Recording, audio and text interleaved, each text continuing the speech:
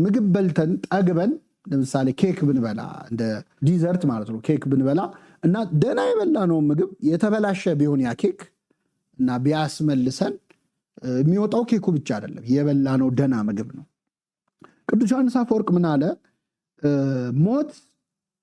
የሞት ሆድ ሲኦል ነው አለ። የሞት ሆድ ሲኦል ነው፣ አቀባዩ ምግብ ሰጪው ደግሞ ሰይጣን ነው። እና ሞት 5500 ዘመን ተስማምቶት ብዙ ነፍሳትን ሲበላ ነበር።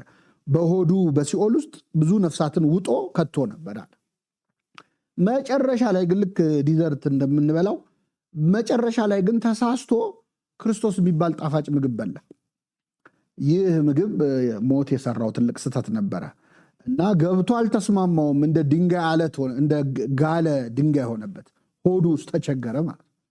ስለዚህ አወጣው። ሲወጣ ግን የወጣው መጨረሻ ላይ የበላው ጣፋጭ ምግብ ክርስቶስ ብቻ አይደለም፣ ለ5500 ዘመን የበላቸው ነፍሳት በሙሉ ግልብጥ ብለው ወጡ ይላል እና በዛን ዕለት ድል ተነሳ፣ ተዋረደ። ሞት ሆይ መውጊያ የት አለ ተባለ እና መድኃኒታችን ኢየሱስ ክርስቶስ ያደረገው ሞትን ድል የመንሳት ሰይጣንን የማዋረድ ስራ ከሶምሶን ታሪክ ጋር ይመሳሰላል ማለት ነው።